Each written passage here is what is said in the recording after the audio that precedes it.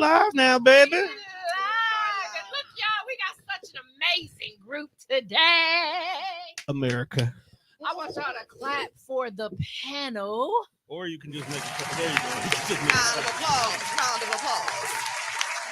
Listen, it is another Wednesday. This is my show, my own podcast, and I'm your host. Y'all, we are live here at Sherman Phoenix, and me and Savannah just had a vegan burger. Definitely did. It was dope. It was fire. Good. So make sure y'all get down here and try that shit. The waffle Brandon. fries. His name is smacking. Brandon, the owner. What's it called? Twisted Plants? Twisted Vibes. Twisted Twisted Vibes. Vibes. Twisted Plants. I don't know. There are a subsidiary of Twisted Plants. That's why. Okay. That's Okay. why So you're not wrong, but you didn't say it right now. Okay. Okay. Well, listen. Today, I wanted to give flowers to Mr. Tonedef. This ain't about me. This ain't about Oh me. wait, I can do that. Hey, Got you covered. Got you covered. Thank you. Yes. Tone, What up? you are like amazing. We all think you're amazing. Aw. And we are so honored to know you and have the opportunity to do the things that we love with you on our side for support, guidance, all kind of education. This man is multifaceted, multi-talented. plenty hats. Y'all gotta forgive me. I'm still working, even though I'm on the show. Can't stop, won't stop. Don't stop. Can't Well, you stop, don't have won't to stop. Rockefeller, get down. Look, I am testing out new software while we're also doing this. So you gotta, I'm multitasking here, but that's all because I always gotta make sure we good. But thank you for that. You're welcome. I just realized this is actually my first time being a guest on your show. Yes. And we've been doing this for about a year now. Almost a year, yeah. So this your almost first a year? time actually doing an interview with? Yeah. Yeah. We actually Really? interviewed him, yeah. Wow. It was. I'm like, this overdue. It's not her fault. I'm a very, very, very advocate about being behind the scenes. Even on my own show, I will do a whole show and will not be on camera. Mhm. It'll just be my brother and whoever our guest is at the time. I really don't purposefully be on camera. I'll be serious about that. You be hearing him in the background talking and making points, but you don't see his face. You don't see me. Mhm. That's You get to see the face Behind the voice. Yes. Yeah. I mean, it's sexy as hell. I already know that. But a lot of people wasn't ready for that. Though. But what questions you got for me today? Because Man, I got. we collectively can talk. We can. We can And collectively that's what I love. talk. That's what I love. Before we dive on you, I want everybody to go around and just kind of introduce themselves again because we've all been here. But let's just give the audience insight on who we are. This is part of the panel. So let's do this. Y'all. We're gonna start with Miss Savannah. Hello, I'm Savannah Birds. I'm a part of the panel. I have a nonprofit called Lupus Has No Face, 501c3. We got some events coming up next month. Informational on the 4th from 12 to 4, and the walk is from 12 to 4 as well at Clutch Park. Hope to see you soon. If you want any updates, go to www.lupushasnoface.com. Yeah. Lupus has no face. Yes. If you want a little bit more information, make sure you go check out that episode of Where I Come From, where we sat down and had a beautiful conversation about lupus. Yes, I watched that. It was dope. I tuned in on that too. Thank you. That's lit. Now. Oh, it's me. Hey, y'all. Y'all know me. Tika G, as always. I only have one event coming up. That's the end of this month. I am in the 98.3 Jammin' comedy contest. Hold on, wait a minute. Let's say it correctly. She is a finalist I'm a finalist in the in the 98.3. 98.3 comedy So you're right. contest. It's a free open show to the public, so there's no excuse for you not to show up. I love it. We'll be I'll at the make an private. excuse. We'll be at the private event venue at 6822 West Browndale Road. I love to see y'all there, so I can make y'all laugh, and let's do it. Yes.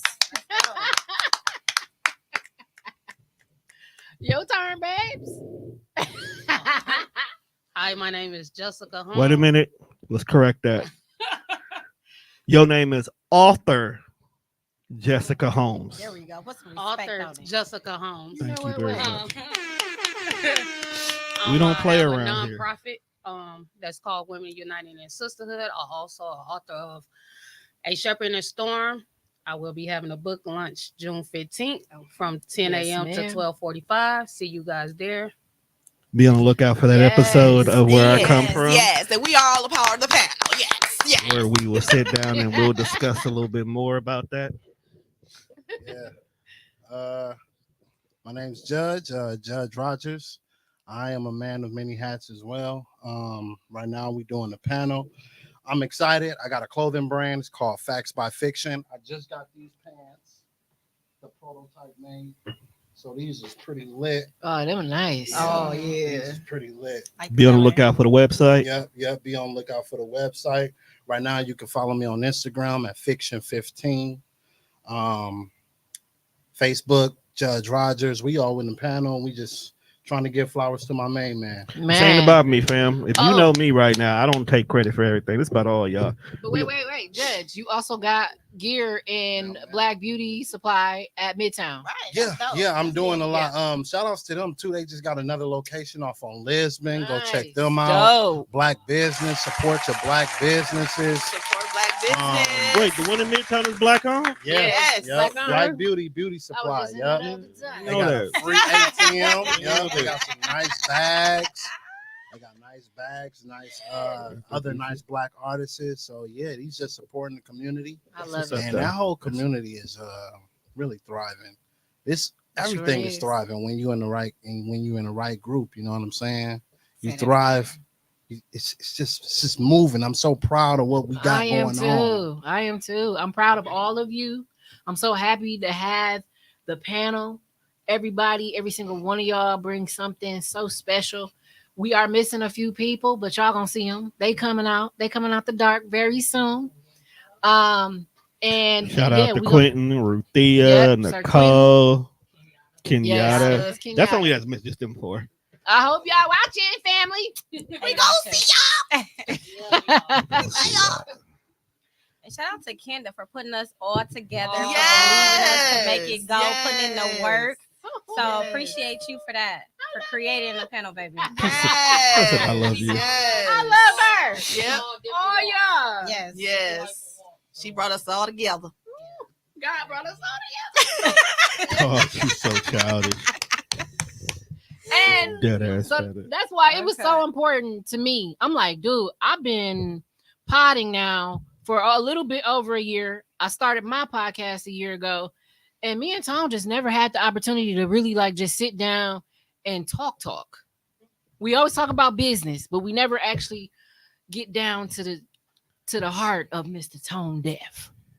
So So I'm you basically just want to know why I do this. I want to start off Yeah. by what influenced you, what inspired you to get to do this, because you got a lot of amazing people together, man, under this network. Take a guess why y'all think I started this. Because you like to talk. To get women. No, that's why my brother wants to do it. That's why my brother jumped on board. We got a lot of beautiful women who got everything to say. So No, why not? that You is build not it, they'll that is come. not- That's not a lie. that's I've always had beautiful women on the network. That's not, but no, truth be told, and it's still something I deal with today. Battling depression.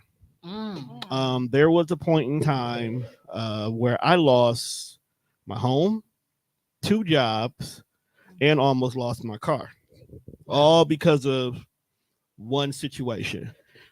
Because of that whole situation and the changes and everything that was going on, I ended up kind of falling into the state of depression. And because it was a while ago, because I've been doing this for 14 years as of the 11th. Woo! Give Give it up. With care. Congratulations to 14 years, Tom. So that means 15 years ago, I was really fucked up. No, keep it a buck. I didn't have no outlet. As Black men, we wasn't sharing our feelings. And at that time, I was feeling very defeated. Like I went from having everything that the American dream said you're supposed to have to I'm living in somebody else's basement who I personally felt they didn't want me there. That's just my personal feeling at the time. So I had to figure out some way to deal with some things. I'm not a person who likes to lean on vices. So I didn't want to be a person who always smoked my problems away, drink my problems away. I had to do something. Job market was below ass at the time. Like you couldn't find a job to save your life. It was more people working during the pandemic than people were working at this time frame. So I just couldn't find anything. Either I was overqualified or they just didn't have nothing. So I had to figure out an avenue. So shout out to my brother Juan. He basically made me start going to local wrestling shows. And I always laugh about this because we just wrestling fans, period. So he used to make me go to local wrestling shows, and you definitely need to hang out with us. No, you talking about local wrestling. You talking about local. It's wrestling in my book. Right. She got a point there. Plus, a lot of the old ones would come through sometimes. So we meet a lot of people that way. So where was you going? Like grocery stores to watch? No, it was proverbially bingo halls kind of a situation. So we would go there and we would get real cool with them, and we started interviewing them just for fun. Some of them would ask us to help them work on their promo. So next thing you know it, we having regular conversations. So me and my brother's like, yo, let's take this shit serious. And we had a third person that was with us. So we created a wrestling show. Then my brother was like, look, I make music. I don't like what's being played on the radio. I'm going to make my own show so I can play my music and whatever else the hell I want to listen to. I was like, all right, cool. Smart. Not a bad idea. Still ain't nobody going to listen to it, but cool. Let's do it. So to make it not seem like this nigga's just trying to make his own music, we went on ahead and we turned it into a full-blown show where we started interviewing other artists at the same time. So that was the birth of the Dead Fresh show. It was the longest running show on the network. Possibly could be because it's my show. So, but then at the same time, we were like, it's cool for just us, but we pay this bill every month. Let's eat. So then we started reaching out to other people we know. So we ended up getting Dia the Poetry Pusher. That's my homegirl. We go way back. Go ahead, Dia. So that was an easy yes. Then, Lexi Trinae came through. She did her stuff in regards to it. We had a dope alternative group called the Switchblades out of Detroit that was working with us. And of course, I had to get back to my roots. So I ended up having like 2 to 3 different variations of wrestling shows that were on the network. But that literally started all of this. As we continued to do internet radio in regards to that, and we kept growing, and I started adding other shows like a relationship show, which at the time people don't understand. There were no such thing as podcasting when I started this. Okay.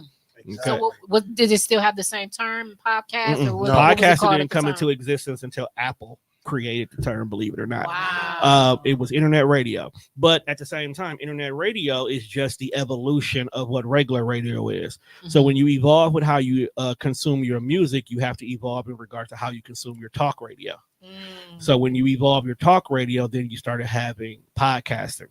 Then the pandemic hit, and when the pandemic hit, people started losing their fucking minds staying in the house. So next thing you know, people started looking at avenues of how to reach out. You got some people who was like, hey, this podcasting thing seems pretty cool. Let me go ahead and try that. And they were taking their stimulus money and buying equipment. Then you have famous people like artists, rappers, movie stars, stuff like that. People who you can't go to work no more. You can't go on tour no more. So then they started hopping into the game, says, hey, well, I can sit at home and do this and talk about this. And then next thing you know, people like Joe Buttons, Joe Rogan and all of them started becoming popular and bigger. Actually, you started off the same time with Joe Rogan. That was 14 years ago when that wasn't even popular. I did. That's like almost like a I like. Because nobody was listening to Joe Rogan. Nobody was listening to your brother, but y'all was all making music, all doing your thing, all setting a platform and setting structure and a foundation. Nobody was nobody was acknowledging that. But they were. The thing about it was they were listening to us, but no, we were not acknowledged. A lot of people were not acknowledging the internet radio because the one thing about podcasting, and if you notice some of the more popular podcasts, they're not popular because their content is good. They're popular because of who they are and the machine that's behind them. So personality definitely became a thing. So eventually we had to shift gears. We couldn't continue to keep doing internet radio because the technology started being behind the scenes. And then my sister wanted to pod. Okay. Now, if any of y'all know Mimi. Hey, listen. Shout out her pod. No, I'm getting there. Her pod is very, very pivotal to the success of the network as a whole. Too, by the way. Please do not curse her. no. But then my sister finally decided, after we had told her multiple times beforehand, you need your own show. She finally said, yes, I want my own show. But then she lit a fire on my ass because we did an episode. It never came out. I don't think you can ever find this episode ever. She did not like how it sounded. Okay. And I agree with her. It's like when I look at what we were doing and what everybody was listening to, she's like, nah, this is my shit. When you use your shit, we can do whatever y'all want because that's y'all shit. But this is my shit and it's going to be done right. So what we going to do? So I ended up calling my job, took a loan out in regards to my 401k, copped about $5,000 worth of equipment at the time. The rest is history. Wow. Can I stop you right there? What made you go so hard? Like, because it seems like you didn't. Did you believe in your brother? Did you believe in anything that anybody was doing, or were you just bullshitting around? Let me give you an honest answer. If you know me, the number one thing is I love helping people. Yes. Okay. Yes, you got a big old teddy bear heart. Yes, he do. That's the number one thing. But the second thing about me is if I put my name on something, we are not about to fucking play about it. Regardless. So when my sister literally said, Tone, you need to do this, Tone, you need to do this, she would say, if you don't get this right, how do you expect people to pay for you? How do you expect people to pay you to do something when you're not doing it right? Yeah. So I had to put foot to pavement and figure out, how do I make this sound like somebody else? So the number one thing I would do is I'll go listen to everybody else's shows. And I would literally sit there and I would listen to things like Amanda Seale's show, who's a great monologuer. How does her show with her by herself make you want to stay here? Then I would go listen to Joe Budden and not listen to the ignorancy in regards to what everybody else said. And I would go and listen to what everybody talks about. I would honestly do my homework. I probably did more homework in regards to making everybody else sound good, to the point that I said to myself, I'm going to start consulting. And it's to the point right now where I literally sit you down before you do your show, and you damn near have to go through about a 3-hour master class before I let you pod. Damn near. And almost everybody I have ran through that still podding to this day. Fire. Way to go. Okay? Fire. And it's not because I want people to have value in what they're doing. Anybody can get up here and talk. But one, are you informing anybody? Are you educating people? And more importantly, are you entertaining us? Right. Right. Tika's been on my show about 3 times now. Yeah. And you probably have laughed more being on the air with me and my brother than you probably have been at somebody else's comedy I set. can't contest to that. I was dying. I was screaming, and it was some of the best time of my life. But it was pure entertainment. Right. It really Big was. energy too. But in the Yeah. midst of it, you learned something every episode. I did. And you were informed about what you could do next in regards to anything that you were interested in. Yes. Absolutely. And it's a formula that's always worked. And I try to make sure everybody has that. And you know what? I also felt that from you when I first met you and Tommy. Shout out to Tommy, Mr. Can Beats. Shout out Tommy. Now, Tommy came into the game. Tommy came into the game later on. But I got to also give major flowers to somebody that's also a part of the panel. Yes. Is Ruthia. Woo! Let's go, Ruthia. Here's the reason why I got to give Ruthia her flowers. TDR would not have grown anywhere past just me, my brother, and my sister had I not ran to her and her group of beautiful young ladies, pretty, plus size, and powerful. Wow. They logged online one day and were just going live on Facebook, and I seen one of their videos, and they had a pretty dope conversation, and I was like, y'all need a show. And we all sat down here at Sherman Phoenix, believe it or not, and had a nice little conversation about how their show would go. Now, at this point in time, I wasn't charging nobody because I still had a lot of kinks in my armor, so I didn't feel safe going out to war with anybody and expect you to pay me to do it. So I had made a partnership with them. They helped me get this spot we used to record at on the South Side, and I wasn't charging them. And we sat down, and Ruthia, and you'll hear me say this multiple times, was my biggest headache ever. We love you, Ruthia. I love Ruthia. I swear I do. I love her. She was my biggest headache. And she wasn't my biggest headache simply because she was being a brat, even though she is a brat. Because she kept you on your toes. No, it wasn't even that. What? We bumped head about a lot of things. And it taught me how to step back and get out my own way sometimes. because what she could have been complaining about may not have been anything that had anything directly geared towards me, but because the issues were in this moment, I took it personal. And you can't take anything personal because everybody comes from different walks on life. So everybody approaches things a little bit differently. And because of her, me and her have to learn how to communicate. We were just talking about this. Okay. Talking about this. Me and her had We was talking about this last night. you deal with me long enough, I'll show you how we can make everything work. There's not a single topic we'll never have that I won't bring it back. So that's what I'm good at. And we had to learn how to communicate. And because of that, our friendship actually grew. That to the point where if you see me and Ruthie around each other, you would swear that we've loved each other the way we do for years. When there was a point in time where we would pull guns on each other and bust. What you say? No, what you say? And and never think twice about it. But it was all because we both had to learn how to step out of our own ways and listen to how each other was. And because of that, I learned how to start maneuvering with other people. So as I started working with more and more people and different personalities and different energies and different views of what they wanted their show to be, it made me learn how to work with different ideas. So if you even right now, like when you came to me with your show, I didn't tell you how your show should go. I let you figure it out. I let you fall several times and bump your heads. And even when you came with new ideas, I didn't say, no, you can't do that. We figured out how we made it happen. You took your boyfriend and you took a cell phone and went to a whole event and you brung it back to me and we made an episode out of it. We sure did. Okay.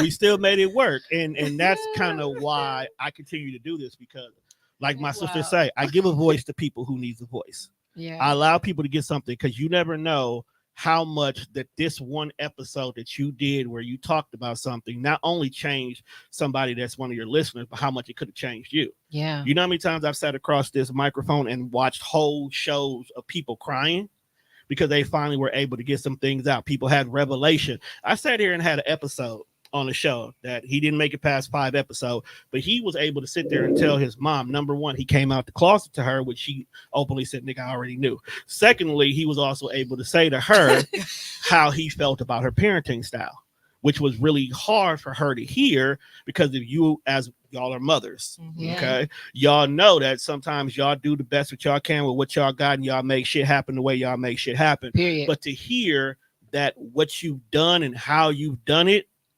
wasn't the best choice for those you've done it for. So to learn how to not be defensive and literally listen and then educate, in this case, him, well, because of ABCD that you've seen over here, I was really doing this. There was times you had this and I didn't do this. And then more importantly, her learning that over the whole entire 20 years of raising him, she never once said I love you to him. And that was major to him. Wow. And it wasn't that she didn't say I love you because she didn't love him. She was raised in that mentality where what I do is my sign of love. So she felt like she didn't have to say it. She felt like she didn't have to say it. Some real mystic ways back then. You got a roof over your head. You got food in your belly. You got clothes on your back. You can get whatever you want materialistically. That's me showing you love. When in actuality, all he really wants you to say, okay, son, I love you, be safe. Literally, I could have changed the whole trajectory of how he looked at life. So those are those kind of episodes that I'd love to create, because it makes you look at your own situations a little bit differently. Because I ended up after that episode having to go home and have a whole conversation with my mom, because I come to find out my mom never said I love you. And it was, and the funny thing was, when I talked to her about it, it never clicked in her head that she never said it. And it's probably because nobody ever told normal. Her. So now it allowed us to start our healing journey and repair a lot of things that we both go through. Because I still deal with trauma to this day, which is why I still deal with depression. That's a whole other conversation. But next question. I think that's dope. You opening up like that, though. Absolutely. Should open up about their feelings. Okay, it doesn't make you look weak at all. Well, that's something, but that's new. It wasn't about the men. It was about the women. Where do y'all think that came from? Like women not showing men love or nurturing. Like, Well, I don't when did know that about go out that. the window? Right. That's 'Cause it's some- it's some- I'm not it's- saying that like That's a both whole of the nother women, topic. both of the That is. women both said that they never loved their son. No. I think you lost it. It's not that they didn't love their son because every day. Said that they didn't love him. No, hear me out. Every day, moms get up, and the first thing they do is they fear what's going on with their son or their daughter, especially little black boys. We can walk out the door and not make it home, and we didn't do a damn thing to deserve that. So moms live in constant Scary. fear every day. So when you do that, you more so work harder to protect us. Now I know for the fact my mom loved me because there was tons of things I know my mom did in the name of love, but to verbally not hear it, it didn't impact me like it impacted him. But it just dawned on me that she never did, which also makes me be a lot more active about saying it. So my daughters every single day, it's a common phrase. We say "I love you" like commas and periods in my household. Even As you should. even before even when I have to discipline them, even before I discipline them, I let them know. I say, look, I love y'all to death, and you know this, but I will whip fire from your ass if I still have. Shout out to the dads that discipline Real parents. Real parents. But the good thing is I haven't had to get to that point because my daughters know that when I have to say something, you know you've gotten to that point. Like I call my youngest TT baby, but if I have to call her Tiana, she knows she's already crossed that line. Yes, government Okay. names. I call it black government names. Even when I said, now you know better. Why are you like? I talk to my kids with more respect. Something me and my mom didn't do is we didn't have that conversation, that rapport, that dialogue, because there was a lot of times there were things where she was being protective about, but I didn't understand why. Like you're trying to stop me from being in these unsafe Milwaukee streets, not realizing I hung out with the drug dealers and the pimps and the hustlers all the time anyway. They were there. They were just not, they were a part of my life regardless. So had you had this conversation about why you didn't want me to be in these scenarios, then I could have gave you a better understanding of why I am in these scenarios. I'm not out here with the drug dealers because they got me moving weight across state lines, even though I say that a lot. I'm out here because I'm actually helping them get a more better education. I go to school and then I come home and teach them. Okay. I'm out here on the streets with them because they out here messing up their own money because they're not keeping tracks of it. I'm out here telling them what you could do to keep these boys off your back because you spending wildly over here. Instead of doing this, go buy this over here. You go cop this record store over here instead.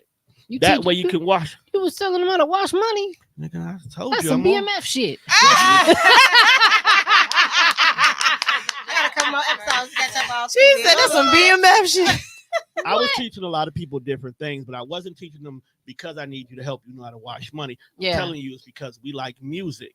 We shouldn't have to go all the way downtown and deal with the white folks to be able to get CDs who don't understand why Wu-Tang is not to be fucked with. I need you to have that over here for us. You the one that's got the money. Let's do it here instead. Buy this corner store. Smart. That way we can keep penny candy a penny, my nigga, because you don't care about the cost.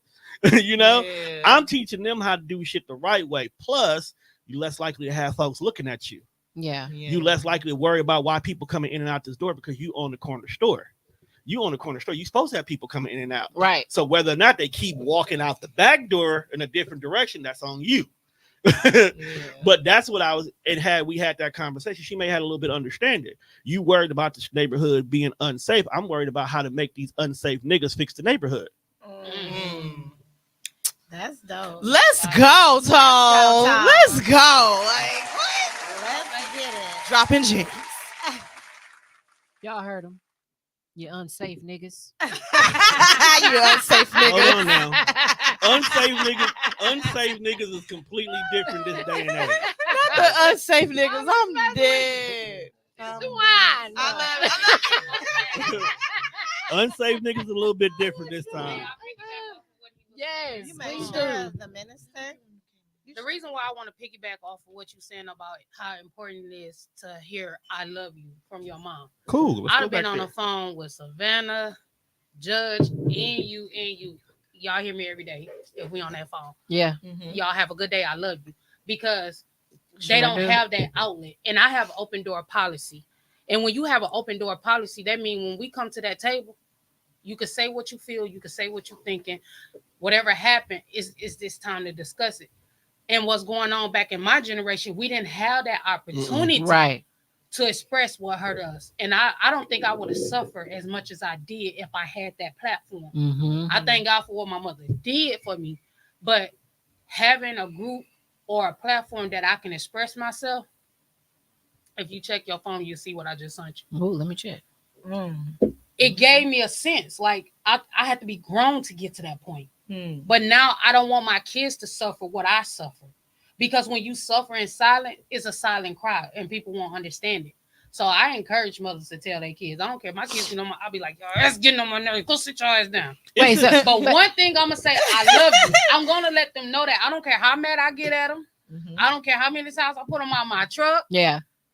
They're going to know that I love them. And I wish we would have had it back in our day. Most definitely. Love you. See you later. Have a good day at school. Yeah. Savannah said, I said it to my kids, and I was on the phone with Savannah. She said, "Oh, I love you too." So I said, "Girl, I'm talking to my kids." So what? We still need to hear that. But I do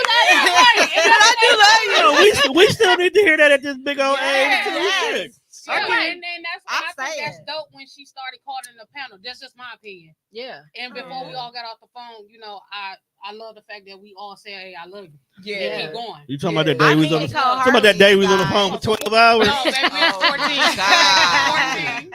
Y'all Yeah, so wild. that was a good day.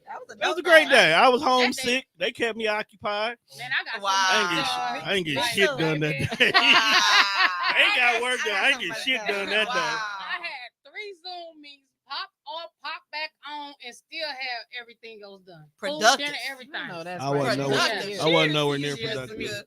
Cheers, baby. Cheers to me. I wasn't nowhere near productive that day. I knew. He was helping you through. So wait, you sent me this. You want me to say it? Not yet. Not yet. Okay. It's exciting. Y'all be on the lookout. Y'all be on the lookout for hell Miss you Jess the do? Minister. It's something coming. It's something I didn't send it brewing. to you? It's something brewing. I drop it can't in the say main nothing. group? Something brewing. See, that's the problem. I didn't get anything. I feel Right, we left feel left out. Why y'all feel left out? Send it to them. You don't love us? I can't be the only one in the know. That's why he just called me out. Kenda better than us. Right. She your favorite? She favorite now. You her favorite? I see how it is. No, it's not even like Supposed to that. be about me. Okay. What's the question for Tom? Y'all, you got I had a question. You go ahead. You go first. You go first. You know what, Go ahead, Savannah. Let me just. Oh my God, my mind just went blank. But it was something to the point where your love exudes how you take care of your teammates. Your teammates. It showed the love because for me, my experience is that you go above and beyond with Hold care. on. You Did do. you say hold The on? love I show you is different. Oh my God. Now, hold on. Hold on. Because our conversations come from a hurt place. So I handle you a little bit differently than I say I would handle Kenda, or I would handle Jessica, or I would handle Judge. Me and Tika's conversations came from a hurt place before too. So I handle y'all a little bit differently because one, whatever I say is going to have a major impact at what you do next. It definitely does, and I Okay. appreciate that. So y'all special. I don't do that for everybody. Just want y'all to know that. Okay, continue. Y'all special. Yeah, I can't. I knew I was special. He said, y'all. Everybody know I'm special. Y'all, but you a little special. A little special. Special With the on there. How you doing? I appreciate everything that you have done. Comma butt. There's no but. I can't even come after what you just said. So Right. it's on you. Oh, it's on me. Yes. You know I gotta ask my question. Go for it. You ready? Ain't nothing off the table. Ask Okay, away. you ready? Okay. So my question is, so obviously you've been in the game for a while now, and do you feel that being the person that you are and being so involved with so many people's different values of growth and their different paths of growth, do you feel like that like changes you in the process too, or do you feel like it's just kind of like a part of like their growth and their path? Oh no. Everybody changes me. That's a good question. There's no way you can interact with anybody without having some form of a change. Whether you had a positive or a negative interaction with them, it's still going to change you regardless. think about the last person who pissed you the fuck off. Right. You approach certain situations a little bit differently now. Okay. You may not deal with that person, but now you also are now more prepared and ready to look at certain situations. Yeah. Also, everybody I deal with, they come to the table with an expectation. And sometimes I have to adjust myself to that expectation because I would not say yes to this if I can't meet that expectation. And sometimes I can deal with somebody and it doesn't work out, but it makes me change how I handle going forward. Take a prime example. I recently just had a show with two lovely young ladies who wanted to start their podcasting journey. We only got about 3 episodes out of it, but during that whole time, our interactions were not on the same page. Okay. And we couldn't figure out how to get there. Or personally, I couldn't figure out how to get us on the same page. Maybe about 10 years ago, I may have went a little bit crazy about the situation. I may have talked about, pointed all kind of fingers the whole 9 yards. But when they came to me and says, well, we're no longer going to work together, I was like, cool. Because I already knew in advance, I'm smart enough that I've danced this dance long enough that this dance ain't worth dancing. Okay. Okay. I didn't know you danced, but okay. Them Milwaukee niggas be dancing. I can cut a little rug here and there from time to time. Cut a little rug here and there. No, and because of it, I knew what to expect. And that's because I've dealt with people in the past who had familiarities, but I grew up enough to not just say, I can't do this. I'm not going to do this. No, I stopped. I said, okay, let's see what you need. Let's see what part of what I'm doing may not be matching with your expectation. Let's have this conversation. Maybe you came in with this expectation and I promised to give you what you need, and now I'm not fulfilling it. So let's stop and let's see, where am I lacking at for what you're doing compared to what you need? Because if I give you everything you asked for and we're still not working out, it's not me anymore. Exactly. Yeah, you can rule yourself out. Like, it's not me anymore. I've done what you asked for, and I've even gone above and beyond a little bit because I'm taking accountability of what I agreed that we could do here. And if you're still not satisfied, that's not me at all. It's all you. It's always been you. So now I can walk away from this situation, and now I'm not sitting here looking bitter.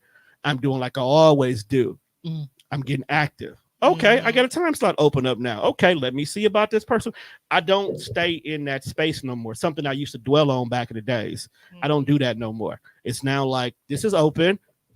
I can stay home tonight now. Cool. Like, now you can get a break. Like, I can get a break now. Let me enjoy this. But while I'm enjoying this, I give myself 2 weeks. Okay, I got to get a show in this spot because Bill's getting due. So now I'll go out and look for something else. Or even better, I got Friday evenings open. Let me see what I can schedule for the panel this day now. So now I'm looking at things a little bit differently because I don't dwell in negativity anymore. I love that. Okay. I love that. Even when I have great moments, I smell the flowers, but I got shit to do. Yeah. I can't stay in one space. Something that 10 years ago, I would have did something great and be like, where's my flower? Where's people? Praise me. See me. And I don't need that anymore. We're going to give it to you anyway. Now. I don't even need that. We giving it to you, but not because you need it. We giving it to you because that's just who we are. We give credit where it's due. Yeah. Exactly.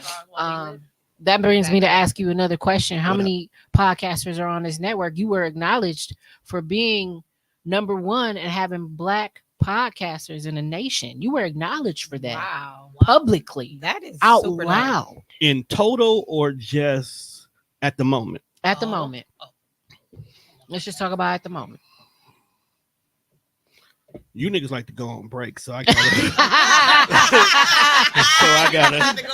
gotta do the math real quick. I'm thinking we're about 20 right now. That's still good. It's about a good solid 20 because a lot of my shows we have gotten a little bit smarter. We learn how to work smarter, not harder. So I don't record everybody every single week. There's a lot of bi-weekly shows right now, and then it allows us to work more so on marketing. So if you do an episode, like for an example today, we got 2 weeks to promote the hell out this episode and do whatever needs to be done. My dad called me. I know what he won't. I'll be there later. I know exactly what he's asking for too. So about 20 right now. About 20 right now. That's great. Congratulations, Tom. 80, 85. Wow. That's a lot. 80, 85. How about that much? That's a lot. That's a lot. Dope. Yeah. I love Shout that, out man. to you, Tone. That's overall. You being the man. You the man, man. I ain't nobody fan. So, what would someone need to do if they wanted to be a part of the TDR network? First of all, they got to be serious about this. Like, just because you get around your cousins and you make people laugh, don't mean you deserve to be heard. I'm keeping a buck with you. Y'all heard that? All y'all not comedians. Continue. She actually got a point. Y'all niggas need to quit that shit. Being a comedian is not as easy as y'all think it is. Man. Just because you make grandma laugh at your jokes don't mean that everybody will. Why grandma? Exactly. Laugh anyway. Grandma my gonna laugh Lord. anyway. Laughing, what she gonna be laughing at you? No, you got to be serious about this. There's a lot of people who have the idea of what they want to do because they see the Rogans and the Buttons and the Jill Scotts and the Amanda Seals and the Two Dope Queens and be like, I can do that. Mm-hmm. We live in a day and age where people chase money more than anything. I tell everybody all the time, podcasting is like being a musician. You don't make money off the CDs or the songs you make. You make money off the work you do, the tours, the appearances, stuff like that. Mm-hmm. Same thing with podcasting. You don't make money off the episode you do. You make money out of the live shows. You make money out of the appearances. You make money off the sponsorships, the advertisements, all the things that people don't put the pavement for. And the thing about it is you got to have good content or else who the fuck's going to listen? Right. Yeah. Like, it's cool that your friends tune in, but after a while, they ain't listening no more. That's true. You know what I'm saying? After a while, your friends ain't listening no more. So how do we create those new friends, those new avenues? Right. How do you turn those 10,000 TikTok followers you go into money? You got to put foot to pavement.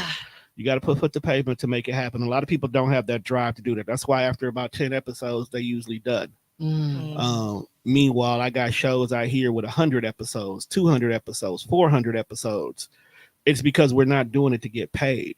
Like once you get that out your head that you're not doing it to get paid, then you can get paid. Then you can get that bag. Because you take that out the equation. You come in here, you sit down, you turn this into your personal diary, you turn this into your level of motivation, you turn this into an avenue to bring the community together. You turn this into something that has sustainability and something you're passionate about. Because if you ain't passionate about it, no doubt, then it ain't gonna live on. No doubt, it's not gonna translate either, right? Because they're gonna seem like you're not even really feeling it. You're not right. You don't care. Running through the motions. Exactly. And it's crazy because even on my show, there were moments where I didn't want to do it no more.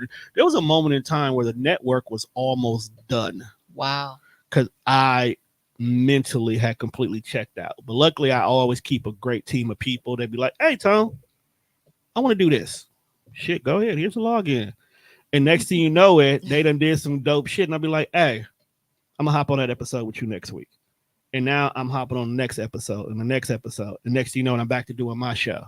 And then next thing you know, I run into somebody who got a dope ass idea and I want to interview them. I run into a comedian who's funny as fuck. I want to interview her. I run into somebody who is definitely making awareness of lupus. I want to go ahead and interview her.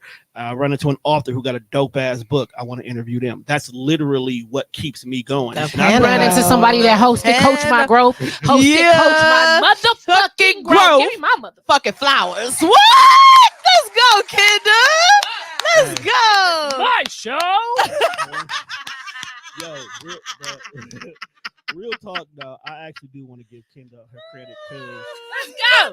Let's go, Kenda. I actually want to give Kenda her credit because out of a lot of the shows that I've had, Kenda was probably one of the few people who kicked in the door and basically was like, yo, I'm gonna make this shit work. Cause she went on the podcast tour before she even knew what the fuck podcast was. She came. I'm on it. Hey, that shit was fun. She came in and she sat down with me and we had a whole conversation and then ended up being on like 2 to 3 shows that same day. Wow. No, she did, for real. She did. She came in. She was supposed to do an episode with me. I had overbooked myself for people coming in. So we just had more of a conversation. And then when my show that came in at 2:00 showed up, they was like, girl, sit down. Yes. I believe that was a Purpose Over Pain. Purpose Over Pain. Yeah. Shout out. Purpose Over Pain. Shout out to y'all, Come yo. on and sit down. And then Let's go. And the crazy part was after she got done Bianca. with that show, the show she was gonna be on was actually right behind them. And it was just like Kendra just had a whole field day, and then she came back like a week later. And she was like, "Tone, I want to do my own show." I was like, "Damn, you already have already." So, you already like 7 But episodes. I love how in. everything is like a domino effect. Like it just kind of like transfers over. It's networking. Like each person gets to know each person through the process. Like, And that's the thing about my network that I definitely make sure. Yeah. Not every shows interact, but a lot of them do. yeah, I don't believe in having to outsource anything when I know I got it right here in house. Yeah. that's dope. And I actually build my staff. Like, even though everybody comes to me to record, I still call them my staff. I still call them my people. I still call them my family, because at any given moment, I might need you for something. And I have no problem going to that person and then promoting that person. After say, I have a young lady on my staff who she makes prom dresses. And in the beginning, when she first started doing their show, that wasn't her thing. That's what she was doing. But anytime somebody was looking at any type of alterations or stuff like that, that was the first person I was instantly recommending. I wasn't looking at any. I tagged her and shit. It was one year I tagged her so many damn times. She was already booked. She had to tell me, "Tone, stop." You can decline words. Like, Tone, I ain't got time to do it. And then on top of that, I'm shout out to Cree of Cree Couture. She done got so big, she has her own spot that she quit her regular job, and this is what she does full time now.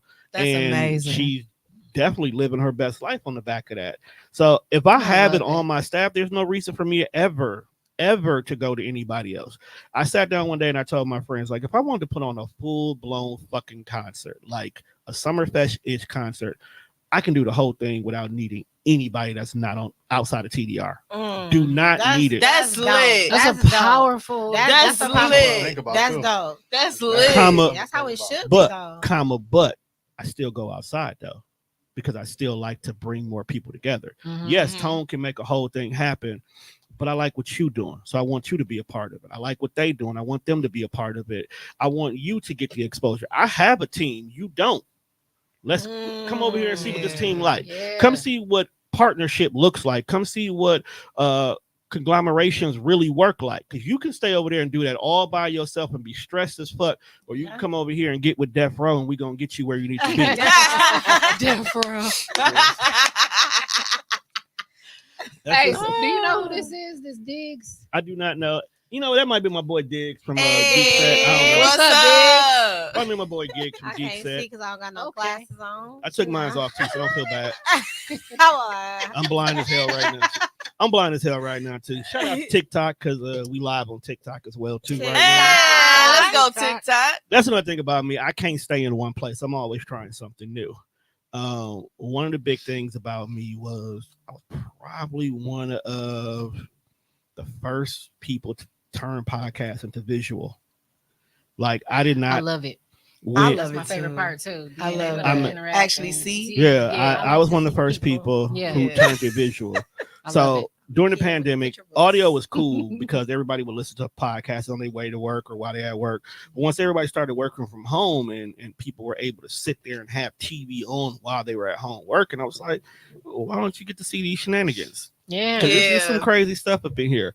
So I started making it visual so you could physically see the conversation. But then I used to go one step further. It's interactive. I used to have a lot of shit going on screen at one time, and I had to cut that down to now it's just very simplistic. But now the comments and the conversations are a part of it. And that's a very big thing for a lot of my shows. One of the reasons why Mimi's show is so damn successful, people would stay up to 10 o'clock at night on a Sunday to interact with her on her show, all because they get a feeling of podcasting that's not being done anywhere else. Yeah. You know, and she's fucking sick, twisted. Fuck She's too. hilarious. But she doesn't even I have a never got to meet her. I don't in even person. call it a podcast anymore. She has a late night talk show. I That's love how I that. refer to it as. She has a late night talk show. But I We're gonna will- do after hours with. Ooh. y'all. Can, She said, I'm not about "Ooh." to say nothing else. Conver- Let's talk about this when it's off. Look, conversations from the couch can come back. Man. We'll leave it at that. Okay. What y'all was talking about on the couch? Freaky shit. Talk about whatever the fuck you want to from the couch. Conversation. Listen, conversations on the couch. What? From the couch. Conversations on the couch. Conversations from the couch. Come on, everybody know what them conversations on the couch be like. Right. Them conversations be on the couch. Speaking of conversations on the couch, whoa, hold on now. Wait a minute now. Have you ever gotten we were having this conversation. I don't know if it was just you or we was all having a group chat, but you said once you got somebody's mind, you got them like that. You remember you saying that? I most definitely say that all the time. Okay, so with us sharing our thoughts and sharing our ideas, have you ever been like in like a mental situationship with somebody that has had a podcast with you? What? I know where he's going with this. You understand what I'm saying? I'm done. What? Y'all understand what I'm saying? Yeah. Sips tea. A mental. So Repeat it. basically, in so many words, he's asking, have I ever had a situation where someone stimulated my mind to the point where I had to cross boundaries? Yes and no. I want to know what. Never mind. Yes and no. I was just wondering what sparked that? Yeah, what sparked that question. I don't see Conversations on the couch. I don't see a ring on his finger. Ain't no ring on Conversations. Ooh. Yeah, I'm good at conversating. Ooh. And I have lots of conversations on the couch. Ooh. So Lots of conversations that's on a the good couch. segue into what I was just about to ask him. Yeah. You gotta get in where you fit in. You gotta get where Haven't you said fit anything in. all damn episode. Let me get a question in. I just wanted to. I didn't know if you were trying to be funny or that's what I was asking. Oh, jeez. Okay, I got you, Judge. I'm with you. We here. Yes and no. Yes and no, but I also have a hard rule since I've been doing business, because I don't mix business with pleasure. Once we start doing business, all things are off the table regardless. Only because it gets messy. And I don't care how great you might be, you got a bill to pay every month. And I can't pay bills with pussy. So we got to leave that where it is. Once I'm dead. saying. Let me high five over, take a head. One more down. One more. I just had to duck. That's all. I had to duck a little bit, little duck. That's all I'm saying. Can't pay bills. with Y'all pussy. So Y'all with some that, fools. So have you ever? I cannot. Never, Have I never? Have you ever No. loved somebody? There's so I much haven't- it makes I haven't crossed. I haven't you crossed cry. it. The temptation has been there. The offer has definitely been there, but I have not. I worked with a lot. You want to hear something funny? Oh, Here's something funny about that. Working with a bunch of beautiful women has actually made me numb to beauty, to external beauty. wow. It's made me very numb. Interesting. Made me very numb to external beauty. Like, So, what do you look for? Internal. makeup is. You gotta be beautiful in the inside versus the outside. See, I knew you was gonna say that, but I was asking him. no. Let me clear. No, she right, but not. Yo, She right. I want him to say it. She right, but not in the corny way that most niggas would say that. That's not corny. That's Uh, wrong. Hold on, I didn't say she was wrong. I said not in the corny way. You got to stimulate me mentally. You got to make me feel like, number one, if I'm having conversations with you, you stand behind everything you say in regards to that conversation. Two, I got to learn from you just as much as you're going to learn from me, because there's not a single time that anybody has never had a conversation with me and they didn't walk away with learning something new. So you got to be able to do the same thing to me. And it could be something very simple. It don't even have to be anything major. It could be just something about you that I'm learning new about, or how you view things. Because I'm a person where you can look at the world from one way and I'm going to sit there and try to figure out why you look at it that way. Because you might be correct and I might have been wrong all this time. You know what I'm saying? So just simply how you put it. Number two, it's how you carry yourself. Pretty privilege is a real thing, but it doesn't mean that you have a beautiful inside. That is true. You know what I'm saying? Like the society has already taught us that pretty privilege rules everything. That's why we love butterflies and hate moths. I love butterflies. I love moths too, though. You see what I'm saying? I'm dead. But you don't see a whole entire section of the museum dedicated to moths. But you will to butterflies, though. You sure? Yeah, I like. Man, that's what I was just thinking. When was the last time I was at the museum? But what we going to the museum. What we going to the museum? They had moths in there. The panel gonna take a field trip. We taking a field trip. Field trip with the panel, but and we're gonna record it. But you're not grasping the concept of what it is. You see exactly. I don't like the way they look. They creep me out. But if you really look at a butterfly in black and white, they look exactly like they a moth. creep me out too. I ain't gonna lie. I thought they was cute till I went to that exhibit, and then one tried to land on me. I was like, I'm out of here. Well, if it makes you feel any better, Mimi hate butterflies too. She hate them with a passion. She got a story behind that. But no, it's literally a lot of about conversation. Then reciprocity is huge for me as well too. I don't know where the hell in society where the man has to do everything, and that's the only way a woman becomes interested in a man. Is become the norm right now. No, you got to give as much as I get. You can't ask for something that I can't ask for it back. But at the same time, if I know that you're locked in with me, like we rock, you can have the world. You ain't never got to ask for it, but you got to make me feel like I'm not wasting my time too. Mm-hmm. So making sure you tell me I love you and you show it to me is just as important as getting whatever the hell you asking for out of me as well too. And the minute I feel like it's not being felt that way, I'm a Sagittarius. I'll shut that shit down and be done ASAP. I can literally be madly in love with somebody and somebody can say something and just like, I don't even know who the hell you are. Just that simple. Savage. Let me ask you something. Let me answer you something. So what you just said, most people say that you're not supposed to have expectations. So do you think you're supposed to have expectations? Everybody's supposed to have expectations. I believe so as well. How dare you walk into a situation not knowing what you expect from the situation? That's how you get fucked over. That's how you get used. That's how you get manipulated because you don't expect anything from that person. Therefore, you can't hold that person accountable for anything. Mm-hmm. So when somebody is showing you how they want to be loved by showing you the acts of what they're doing for you, it's okay for them to expect good is going to come, right? Because that is kind of I'm not done. So let me put it in these terms.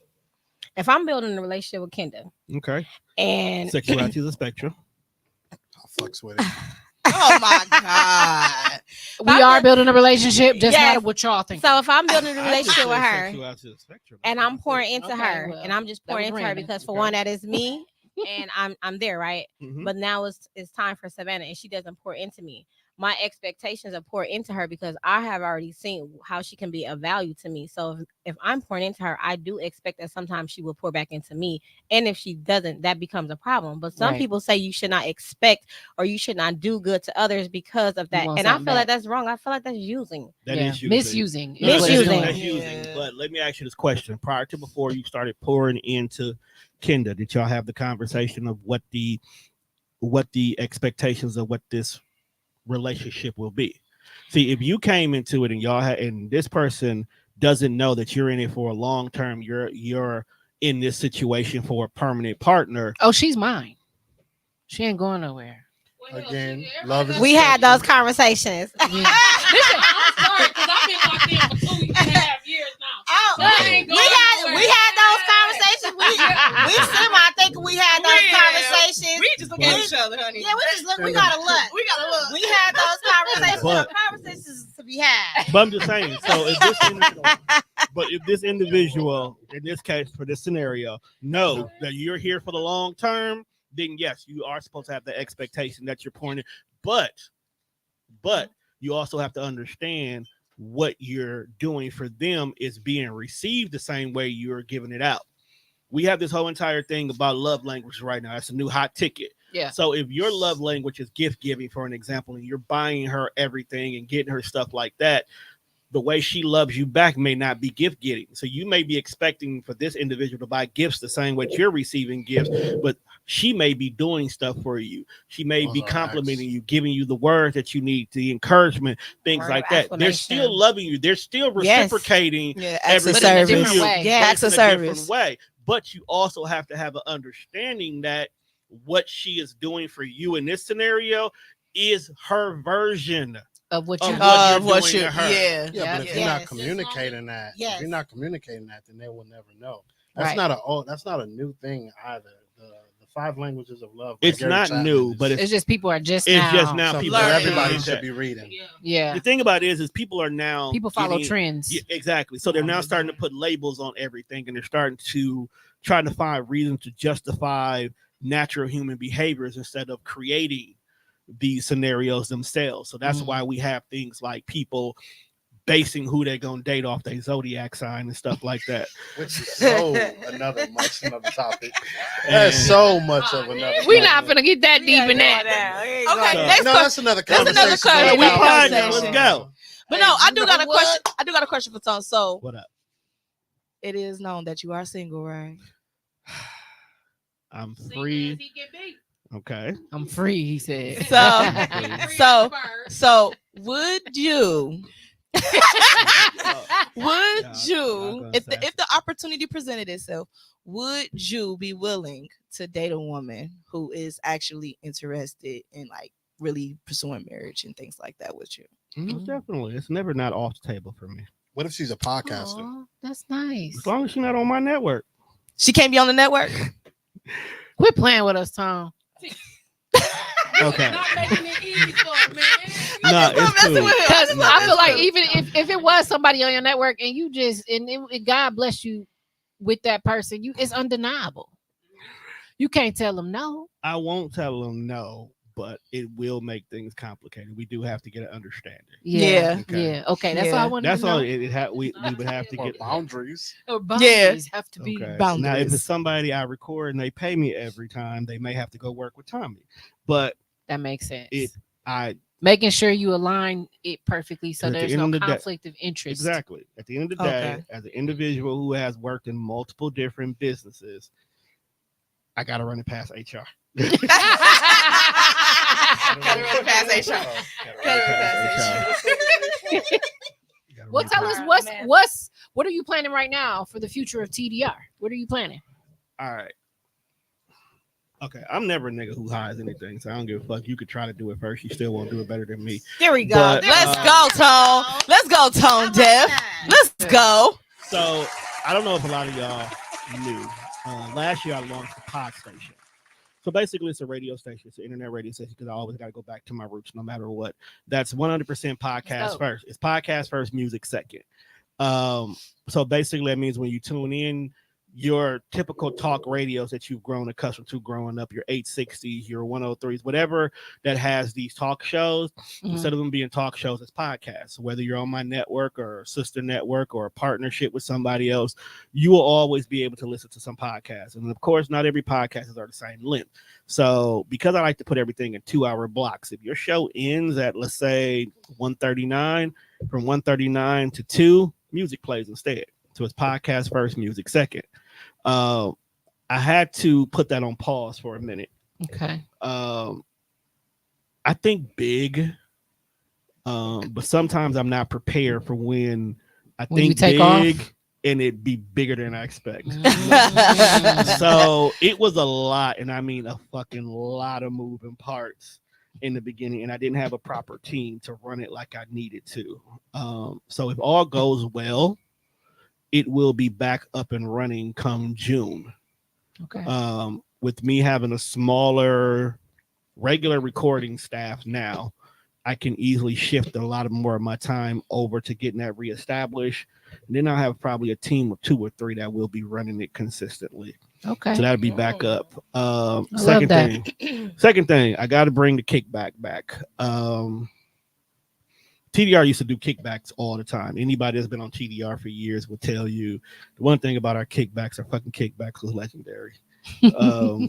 Is legendary. It was legendary. It's on a hiatus, but it's still it was is what legendary. It was so bad that we literally got kicked out of the building we used to record Dang. at. Wow. It was lit. Right.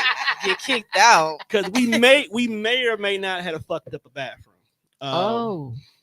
That's a whole nother conversation. That was not a confession. That's what we may or may not. I wasn't there when the sink fell off the wall, so I don't know who did it, Damn. so I can't prove it. But but we did do more of a professional. imagine. We did more of a professional kickback game night last year. It went pretty okay. But I also was up against West Milwaukee summers.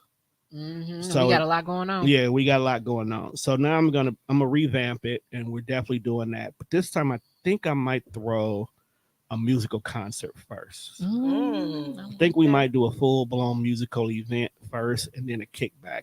Let's go, Judge Rogers. Mm-hmm. Let's go for the music. I'm here. Whatever you need, bro. I'm definitely partnering with a few people in regards to that one. We gonna have a lot of local talent that's dope. And thing about it is I'm not only just R&B and rap when it comes to people I would like to work with.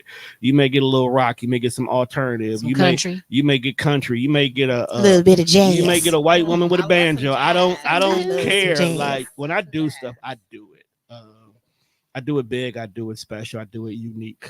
My goal this year is to get that white money because they love giving it away, and I want all parts of it in one shape or form. And then I want to spend it on all Black people. I'm overdue for a pop-up shop, but I don't think I'm gonna do a pop-up shop this year.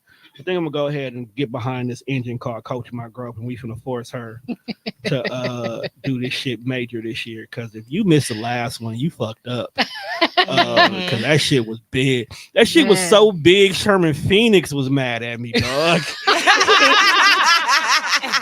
Like you don't understand. They was mad at me for a good 2 months. I believe. But I took that L because I knew 23 vendors in the building. Yeah, I took that L. It's just the minister. Yeah, I took that L proudly because what she did was so major that even though I took an L, it was definitely a W for her and her team. So I was cool with that, with no questions asked. But you too big for Sherman Phoenix. You can't do it here. I can't do it here no more. I realized that. I realized that day. I'm like, oh man, we gotta go bigger. You gotta go big. That's crazy. That's dope. That's amazing though. Thank God. We gotta hit. We gotta hit King Pavilion. Ooh, let's go then. Let's kill two birds with one stone. Let's do it. We're gonna kill two birds with one stone. You can do Coach My Growth in like the 2 side rooms, and then we can have a whole podcast festival going on in the middle. Oh, yo. We do a whole podcast festival in the middle. I'm with it. That. That's cool. Oh, of course. Nigga, that's what Coach My Growth is. Mm-hmm. Yeah. It's just vendors. It's teaching vendors how to properly vend. Yep. And it was going down. I'll be a coach this year. Fun. I love that. I appreciate you volunteering because I'm gonna need you. I know you are. So I'm gonna need you. You heard it here live on Minding Your Own. Minding Your Own. You heard it here. Tone is gonna teach y'all how to do shit the right way. Yes, people do want to know. They want to know how to pod. They want to know how to get into it. They want to know. Ain't even just that, fam. Just overall, I teach you how to do anything. Yeah. Just so y'all know, Tone and Kenda are both in business management, so they know what the fuck they talking about. Just putting that out there. Oh, and so do these. Y'all do too. Don't dreams behind their name. Like, I'm very impressed with everybody on this team. Man, what I can do. The thing about it is, I'm more than just business management. I'm a teacher. I'm an accountant. Mentor. I'm a mentor. I'm something like a therapist. A lover, a fighter. A lover and a fighter. And a drug dealer. Street pharmacist. They can't prove that yet. Pharmacist. We play all day, y'all. That's what we do. So get ready. They can't prove that yet. All right, I got another question. So, Tone, with you being somewhat of an empath and a therapist, I'm definitely a fucking empath. Who do you vent to? What is your right? That's a good question. Yes. I like that. Yeah. Let's go, Tom. You want to hear something funny? 90% of my depression comes from the fact that I don't decompress. Oh, okay. You gotta let it out, no, sir. And it is. I definitely 90%. Happy endings. Oh my Lord Jesus. 90%. Judge. No, he right though. You like can't even lie like that. What's something right? And especially because I mean, you always right. Don't get him a whooping, not just yet. That's behind the scenes. Oh, but I'm right about a lot of my name is Judge Rogers. Sorry, Tom. No, you cool. So sorry, no, you cool. Y'all, believe it or not, y'all are quite mild compared to what I've dealt with plenty times before. We are mild. Very mild compared to. We mild sauce. We need to get mild sauce. Mild I sauce. don't want to be mild sauce anymore. Just turn it up. They don't like that. Do we got to get spicy up in this month? Right. Nah, Extra spicy. to Jalapeno pepper. keep it a Put buck. your paws on me. Let's go. Keep it a buck. I really don't have anybody I can directly pick up the phone. Now, let me rephrase that. I don't have anybody I purposely go to decompress with. I do have people that if it really came to push and shove, I could pick up the phone, we can talk, it'd be no issues whatsoever. I definitely got friends who've been rocking with me since I was a wee bitty itty bitty. So they know how I move and groove. I got people who check on me all the time. Matter of fact, my friend Solar just literally hit me up earlier to check on me just to see how I was. I'm keeping it a buck. Y'all check on me. Yeah, we do. Yes, we do. Just hold you accountable. Y'all check on me. So I have it. It's just Call you that at 7 a.m. But you I'm not gonna answer. You I'm not gonna fucking answer. I am not. Keep you gonna on the answer. phone all day. Savannah, you said you're not gonna answer. She know. She already know I don't answer at 7 o'clock. You gonna answer? I'm not gonna answer. It's okay. I'm We'll still get you next asleep. time. I'm still gonna sleep. Hey, I wear my watch in bed at night just so I can roll over and tap that red button. I hang Are up in you a heartbeat. serious? I'm not a person until My 8 feelings o'clock. are hurt. I'm not a potato. Don't It's worry. okay. I do it to everybody. It's okay. I do it. I'm I not do it. offended. I do it to my mama too. She's like, hold on, I'm not ready to talk to you right now. I'm not in that person. I'm not in that space. No. A lot of times it just comes from the fact that sometimes I be like, you going through shit. You don't need my shit too. But what about them dumping your stuff on you? Don't you gotta release? I do. But a lot of times I allow people to proverbially dump on me because that dump, you talking to me could have been the one difference maker from you talking to me and you never being able to talk to anybody ever again. Mhm. And that's just something. I've lost a lot of friends to random suicide. And only to come to find out they never had anybody to talk to, or they never felt like they had anybody they can reach out to. So that's one of my real driving factors why I'm so quick to ask everybody about how they doing or how they checking out. I got a list of people that I check on daily, every day. Yeah. Some people I specifically make sure they get that one little inch of motivation every day because the last time me and you talked, you damn near scorched the earth. So I can't have you doing that. I got homeboys who I got to be like, yo, you good, fam? Do you need hey, let's go do A, B, C, D? Because that could be the difference between you and knocking somebody's head between the washer and dryer. And, you know what I'm saying? No, you laughing, but it'd be dead ass. It'd be dead ass. It's the truth. That's why I'm just like, baby. Even sometimes I got people who Punch it back. We need to go to the gym. they sometimes it be people that just they dealing with somebody and that's they need a help understanding why this person could be the way they are. Because sometimes just talking to me and be like, yo, when was the last time you did A, B, C, D?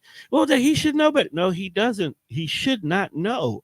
You need to let him know, and don't let him know in the moment of anger. Let him know when y'all two are in a calm state so he can hear you and not be defensive. Like I've saved whole marriages.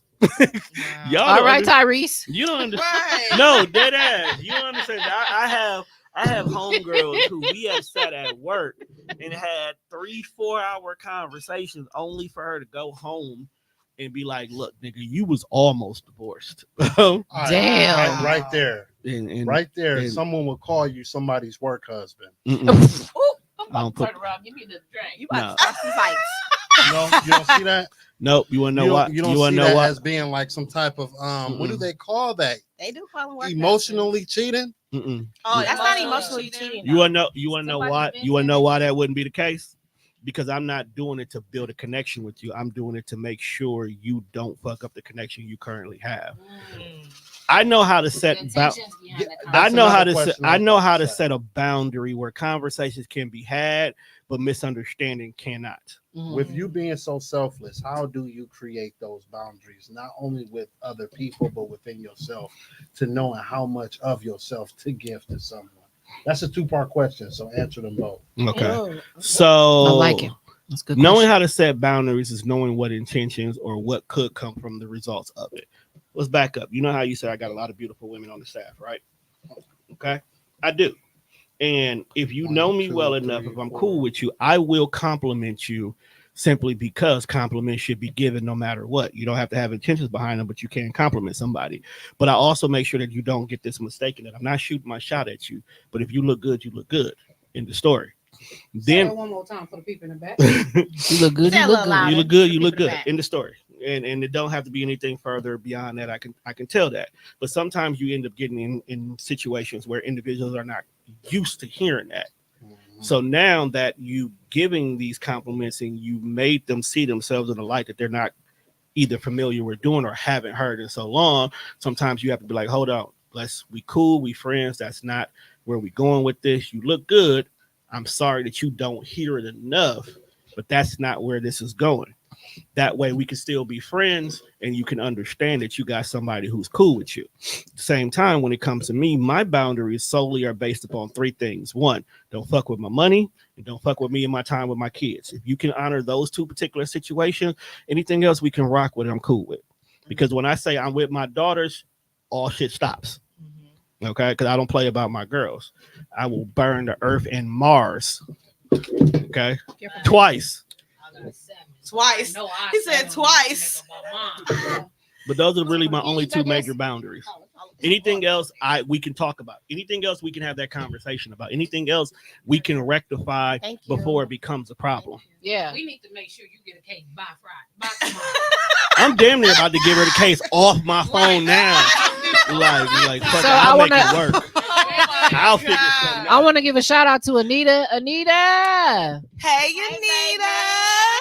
I can't see what that She says. said, just because you feel like you're not a work husband doesn't mean that she doesn't feel like that. She can feel like that all she wants, but Oh yeah, that's right. I said but so. but that wall will be put in place that it's not going to be any of that extra that goes along with it. You can talk to me all you want to, you can vent to me all you want to, but every conversation we will have will be in a platonic manner. Okay, I'm never going to tell you anything that would get me into a better place with you. I'll tell you what you need to hear in that moment, the way you need to hear it. So if I'm telling you that this nigga is not good for you and here's the reasons why, you will have a clear blueprint to make your own mind up. I'm never going to push you into making a decision that you are not prepared for. Mm. Women are emotional creatures. Yeah, Anita said women are emotional creatures. We are. Y'all are, nigga. You know what? Let's stop right there. Humans are emotional creatures because as much as we want to True. sit here and say women are emotional and men are the biggest fucking babies on this goddamn planet. Okay. All right. I do love 'em. We are emotional as hell. We could have our moments. We throw hissy fits. We stomp our feet. We pout. The whole 9 yards. Don't let y'all get sick. Hell, Oh my we're not even gonna talk about that. We can go to the internet right now. There's a whole entire hissy fit going on with this soft guy era shit, which is basically just emotional men throwing the fit. Drizzle. What I'm saying, just Oh emotional my men God. throwing the fit. So we just as emotional as y'all are. We just worse. Y'all just different with it. Y'all, As a single man with about 5 streams of income with a 3-bedroom house, I need to date a woman with a 6-bedroom house. Drizzle. Drizzle. What? I'm in my soft guy era. Wait, what? Jokes. What? I was about to say what? Who created this drizzle. soft era, this soft Okay, guy era so- term? Anyways, it's only funny because if you're friends with Mimi, she's been having yes, I am, All looked at me and like, she She funny been as having a hell. field. She been having a field day with it. So basically, what happened was a group of guys. We don't even know who these guys are, but a group of guys decided they wanted to flip the script and saying, since women are asking for all these different requirements for men, and saying sprinkle. and so what if we turned around and we wanted to be treated the same way? It So said what drizzle. So instead of them basically saying we want reciprocity for what you're asking for in us, they decide to flip it and try to say it putting men in the same scenarios that a lot of women who ask for these types of catering like things to be done. You know what? Unfortunately, they came off sassy than a motherfucker. Okay. But that's the whole concept. Just to show y'all how whimsical this idea is. To be soft as a woman? No, Nobody should want that. No, not to be soft, but to be Y'all ain't only being soft. Y'all being feminine. Boom. I'm not even. A couple different things happening. It's a Yeah. conversation that Let's get I've real. had 3 times already, and all 3 of them were not positive for men in regards to the situation. And as a member of the male delegate, I too had to throw my card in and say, "You niggas is weird." And this is one fight. Let us women be our soft. This is one fight where let the women have it, bro. Let the women be soft. Right. You can Please. be sensitive, but the soft belongs to them, my guy. Yes. Yeah. Yes. Thank you. Yes. Plain and Thank you. simple. Said from a real I agree. man. I was gonna say I think guys are just tired of hiding their emotions and being hard and being expected to be hard. But what they don't get is we don't want them to be. No. We want them to talk to us. We want them to get it out. We want them to be vulnerable. We want them to express themselves. True. Yeah. Well, at least hold on, let me rephrase that. At least I do. Yeah, I do. I for do sure. too. I can't speak for everybody, but sometimes we can intimidate. Well, I had that. She need the mic. Jessica, you are very intimidating. I'm sorry. You are. I know. I Like, understand any man that fears you. but yeah. Don't like, change it. Right. But if you knew my story, and I do mean my story, you'll know. understand the reason why I'm like this. But I had to learn within the last 2.5 years of being single, or some things that I need to work on myself. Mm-hmm. But if we allow that man to have that space where they can be vulnerable, Mm-hmm. then they will open up shortly but surely. So if we open that platform, let them be. Even if you don't want to hear it, you can still help them. Mm-hmm. Cause I don't want a nigga hard all the time. I just don't. I just want to see all phases of you. It's 4 seasons. If your And man Medea is said hard it for best. more than 4 Let me see hours, you please all seek 4 professional seasons. help. Because when you get the chance to see that guy in 4 seasons, you know how to deal with your partner Yeah. in all 4 seasons. I don't just want to see you in the summer. Can't see you winter, fall, or spring. I don't. I just want to see you in all. Because I'm a person that's going to express themselves. Yeah. But if I can do it, I want you to do it. But then don't get mad at me when I be like, hey, I know it's something going on. What is it? Hey, Jessica, can I ask you a personal What's question? up? How old are you? I'm almost 36. Okay. The reason why I ask that question is a lot of the time, these conversations where men are not feeling as being seen or heard Mhm. tends to come from that 20 to 30-year-old generation.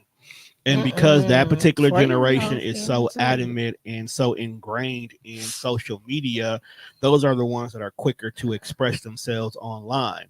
So a lot of the rhetoric and conversations that tend to pop up online where we're generalizing everything based on Right. are usually people who are not even walking in the same path we're in at that moment in time. And I think that's where the confusion is. So you'll have 30, 40-year-old people. That's having- right. Anita 40-year-olds said too, it. Anita. That's what I said. Anita said Yes. 40-year-olds too. That's right. Hold All on. ages. Hold Yes, on. Anita. Hold on, Anita. Hold on, I'm getting there. But what I was saying was, but then that turns around and creates people in their 30s and 40s having these debates and conversations about stuff that you should have aged out of. You shouldn't care about whether or not a 22-year-old calls going to Cheesecake Factory sassy. We should be at that point in time that we actually may have a couple of things on the Cheesecake Factory we personally love. So going there is no big deal for us. It's That's definitely right. You know what I'm saying? Take me. Well, I need to say with his unstable ass. Y'all need to go check out Boulder Junction. What? Boulder Junction. Girl, I've never you been ain't there. never been to Boulder Junction? Oh my Listen, God, I love it. I'm just saying. But So I still because like of Olive that- Garden. Don't fucking play with me. I'm a Get I'm out a my pasta face. head. I I like always Right. love Olive Garden. So, But and I think that's where the biggest That's not issue that at. bread. Stop And playing with me. the thing about it is because our timelines consist majority of the time of people we know and people we've grown up with. We only see the 30s and the 40-year-olds complaining about stuff that should never have even gotten to us. Mhm. So there's a lot of things that, like, I'll use prime example. Glorilla can date and be with, even better, Meg. Meg can date and be with whoever she wants to, and we as older people shouldn't give a goddamn what she does, because Meg is still in her 20s, Right. okay? And when we were in our 20s, we was definitely fucking up left and right. Yes. And telling old people to mind their business. Now we the old people, and we need to mind our motherfucking business. We're not owning that. Who's old over here? She said, "Who's old?" I don't know what you're talking about. You can have that. You know. You can have that. That's how you know. There ain't nobody old over here. She said, "That's how you know that they old." Hey, we you. look better than this younger generation out You here. had me till you called me old. So Tom, So what you serious. say? I look way older than I am, and I'm just Baby, saying. as far as we're concerned, everybody on this panel is 25. Here we go. 25. Do you 25. need to explain why a That's all. 25-year-old has this much white facial hair? Hereditary. That's hereditary. He died at that color. He wants to be popping. I am 45 and I live in my truth. Okay, Right.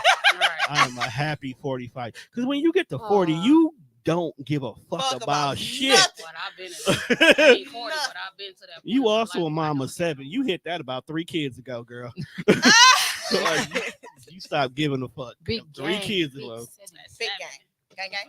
Because I stopped giving a fuck So- at 2. So Tom, What up, so though? do you think because of the way a person speak or a person express themselves, do you think it do with how they was raised and Yes. the culture that they came from behind? Because I was raised up on a bunch of elderly people. I didn't really deal with my crowd, my age group.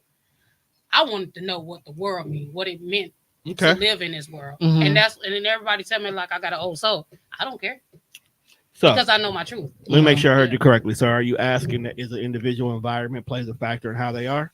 Yeah. Absolutely. Absolutely. Product of your environment. 50-50. Okay.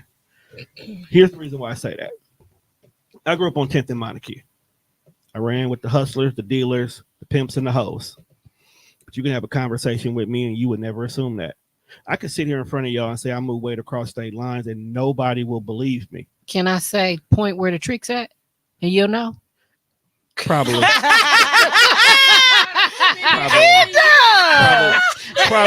He know pimps and hoes. He gotta know the tricks. Probably. Facts. Probably. I could tell you some of the traits to look for. Okay, let's do that. You gotta do your own homework. But I say that is because based on that information, I should be nowhere near the way I am now. Okay, so my environment can play a factor in who I am, but it plays a factor in how I move. It doesn't play a factor in how I think. Experience is what really makes an individual who they are, because I chose not to stay within that whole entire mentality. I chose that I want to see what the other world was. My grandma told me a long time ago is you can't hate something if you don't know nothing about it. Exactly. Okay. And the only way you can know something about it is if you go out there and you experience it. So I can't say I don't like dealing with white folks. I even give you one better. I can't say I will never date a white woman until I actually deal with white women. Okay. Only took one. Only took one. But I just use that as an example because anybody who knows me, they know that whenever a certain crowd of people come around me, I move around quickly. And they may not have any interest in me whatsoever, but because of what I've learned, I behave that way. But yet I can still move in any spaces and place. But I'm from 10th and Monarchy. I should be ignorant. I should be dumb. I should still be wanting to be doing this. I should feel like my only way of ever getting out the hood was selling drugs, playing basketball, or becoming a rapper. That's a stereotype. But What that's that what I'm say? getting at, though. You're like that because if you train up a child, they will not depart from those ways. But life has a way of lifing, and sometimes you'll just make your own decisions. True, but at the Right, you same gotta wanna time, make That's your sort of decision. like me. but at the same time, taking consideration if you don't properly train your kids. So I can tell you 1 + 1 is 2, but if I'm not telling you how 1 + 1, 2 can work towards your life, what you just taught me won't stick with me. Exactly. There's a lot of parents who will tell their kids don't do A, B, C, D, and you got to go to school, you got to get an education, you got to go to college, but you don't tell them why those things are so important. You don't show them the results of choosing this, choosing that. And then on top of that, when they get old enough to truly understand it, you don't tell them there's also alternatives because not everybody's built for college. Right. Okay. Yeah. It took me 3 times to realize, fuck this school shit. Yeah. Okay. It only took me one. It took me But 3 then you times came and back. $20,000 later. When I you was think- ready. Right. But the thing about it was I only went to college because that's what I was told I was supposed to do. Yeah. That's what the school system teaches you to do. They teach you to go to college. They teach you to continue to be a part of this pipeline of education. And then you get on the other end of it. You got your degrees. And depending on the career field you went in, you may not even have a job. True. You $100,000 in debt, but you're not even in the job that you went to school from. And then you got to go back to school to get some other stuff just to be able to get a basic job so you can pay the student debt, but yet and still you still were not able to use your degree. Then you come to find out that when you finally get into the career field you are, there's somebody who's 6 years ahead of you in that job who went to tech school for 2 years, got the same job. Or let's not forget about nepotism, where you worked your ass off to get this promotion, but because you the nephew of the CEO, he automatically got that position. Or that internal favoritism. That shit See what I'm saying? It does. It does. I know Anita on my ass. Yeah, Anita. Listen, shout out to Anita. Shout out to Anita because she definitely in the comments like sticking with us. I fucks with you, Anita. I fucks with you. No, but it's a little bit. At the end of the day, it's a little bit of A, it's a little bit of B. Your environment will dictate how your platform will be, but it's up to you of how you grow from that foundation. I can have a solid foundation, 2-parent household, grandma holding us down. This is the big mama house where everybody comes, big family. I talk to everybody. I'm connected with everybody and grow up and be an adult and become a loner. You know what I'm saying? It has nothing to do with your environment 100%. But what it does teach you, I know how to move with people. I know how to read the room. I know how to sit back and learn more about you before you even have one word come out your mouth. Most definitely. So that's why he said I'm intimidated. He read you already. I've read every single person from the very first time I meet every single person. But what I do is I have an idea of you, but I don't let that be how I decide how I move with you. That's now up to you. Like, I can read Tika and tell how the kind of person she is, but what she conveys to me will determine where our friendship will go. Will it be strictly business? Will we be friends, or is somebody I'll never speak to again? That's up to you to decide that. But I already have my interpretations of where you are and how you are. Facts. Yep. I love it. Anybody else got more questions? I can ask some more questions. You be looking. I know. I got a question for y'all. Let's go. Oh, Tom got a question for us. What is y'all why? Huh? What is y'all why? Just in general? When you get up every day and you know that you got shit to do, what is your why to do it? Because if I don't do it, nobody else will. That's not necessarily true, though. No, it's true. It's definitely true. If I would have just sat back and dreamed about facts by fiction, that's exactly what it would have been. A dream. Fiction. And I would have been dreaming at my job. That's daydreaming.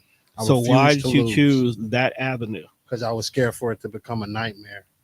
Explain. Not ever had done it and regret not doing it? Is that what you mean? Sure. I rather fail fast and fail forward and fail often and learn from my mistakes and have my last L be the L and successful, rather than sit back on my ass and just say, what if? I wish I could have, would have, should have. You know what I'm saying? I would be remiss if I didn't. So let me ask you a question. I love that. Let's go, Judge. Let's go. Let me ask you a question. How long you been doing this? Doing what? Podcasting? No, you've been. I brand for about 2 years, 3 years. 2 years. At least one point in time during your 2 years, have you ever hit the floor where you'd be like, you know what, this ain't worth it? Yes. What made you get up? Myself. What about yourself?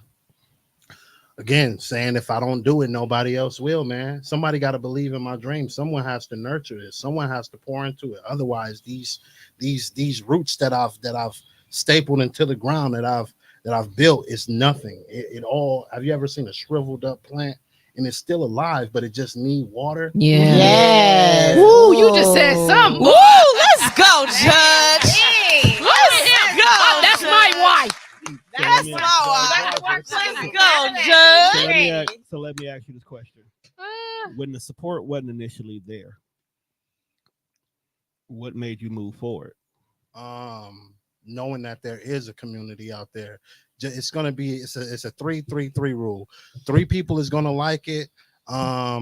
Three people is not gonna fuck with it, and one person is not even gonna know you exist, or three people not gonna even know you exist. So if you find your tribe and you find the people that fucks with you and fucks with what you gotta find your tribe in whatever you're doing. Otherwise, no matter what you're doing, you're not gonna succeed. If all of us sold a bottle of water at what, $3, we got all of these $3. That's 3, 6, 9. Damn, you're fine. I don't understand. And if you got the time, then you got the grind. 3, 6, 9. And if you got the grind, then we all gonna shine. Come on. For sure. Real talk. And that's some real shit. I love Judge. I love you, baby. Jessica, now, I kind of already know your why, but I want the world to know your why. Why do you do what you do? And I'm not talking about the babies part. I'm talking about why do you do what you do for you? Why I do what I do? Because the household I grew up in, we struggled. Okay. Like I seen ends meet, didn't meet. I seen ends meet. But to see my mama work the way she worked, I didn't want to be that person. Okay. The worst thing somebody can tell me that just light my fire, tell me I can't do something. Mm-hmm. And if you tell me I can't, I'm gonna tell you. Do that one more time for the one time. I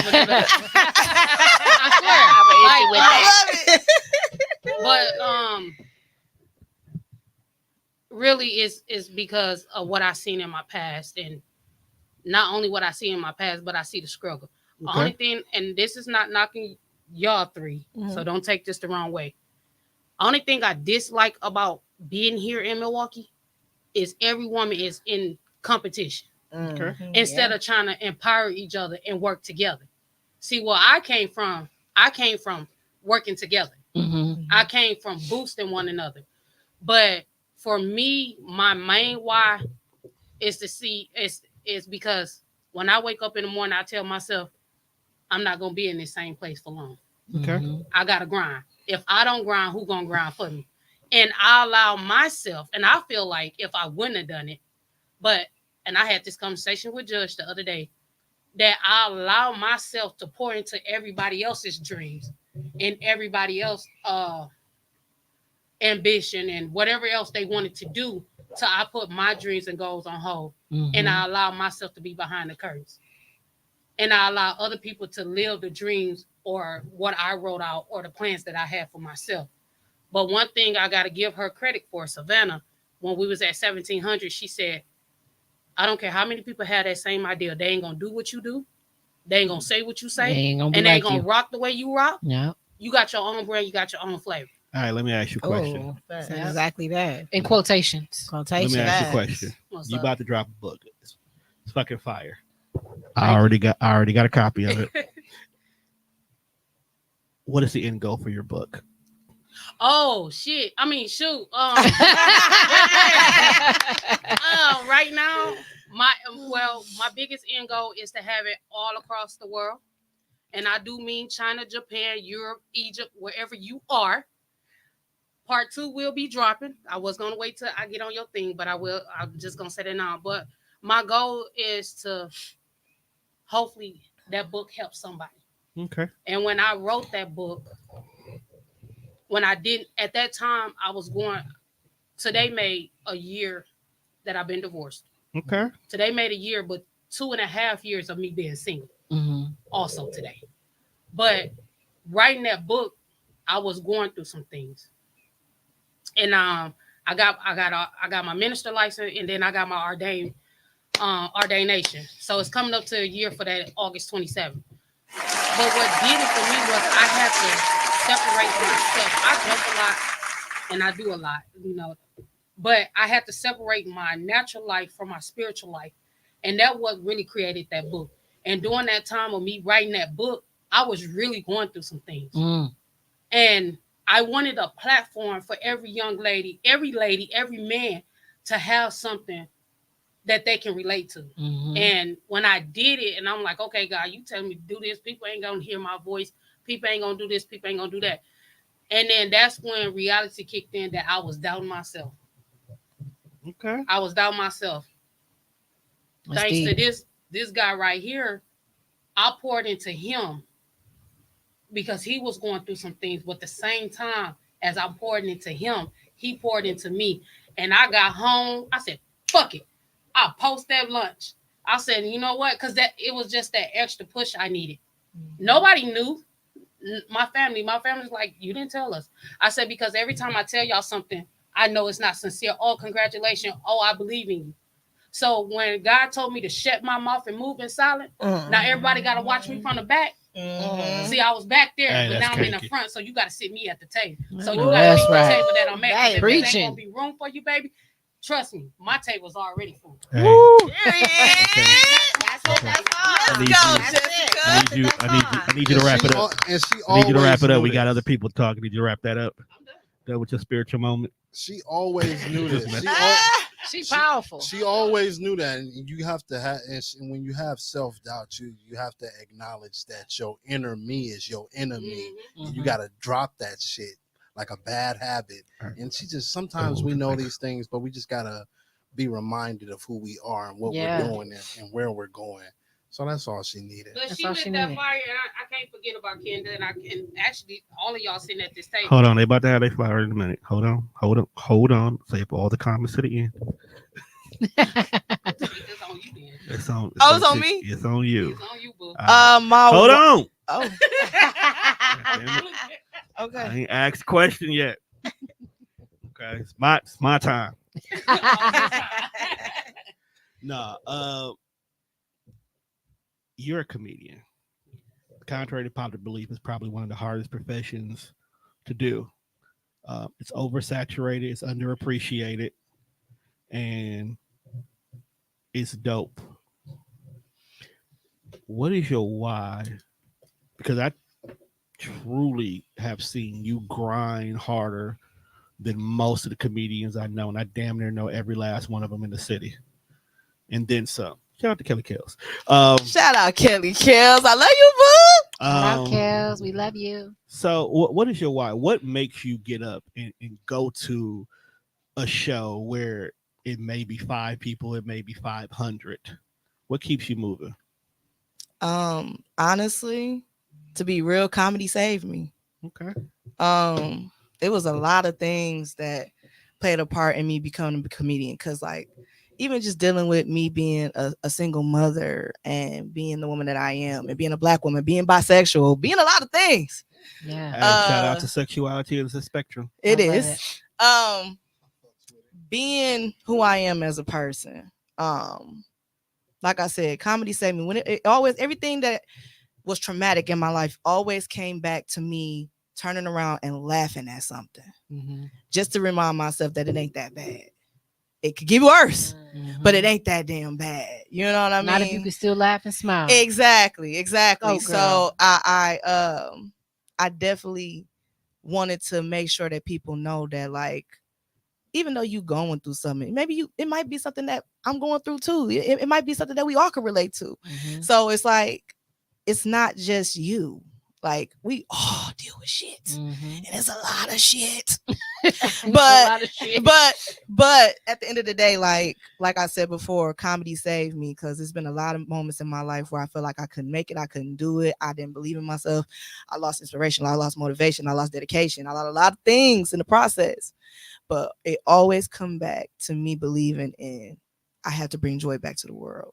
I had to always bring that laughter back. You know what I mean? So that's what means the most to me. That's my why. My Don't why get me is emotional here. that's my why. That's my why, though. That's my why. That's my why. Your testimonies is beautiful. Y'all know Yeah, that's my why. That's okay. You can smear that makeup. Hey, we ain't got no tissue. No, we're gonna end this show on the ugly cry. So that's my goal. An ugly cry. Oh, y'all But testimonies yeah, is beautiful. that's my why. I always Okay. felt that, like, a lot of people lost their sight when it comes to dealing with life, and you had to be able to bring your sight back and your laughter back and your joy back, because it's a part of who we are. It's a part of our lifestyle. We got to be able to let it go. Yeah. Release it. Let it go. And You need to let it just go. be happy, bro. Like, just let the shit go. And I had to learn that through comedy. I did.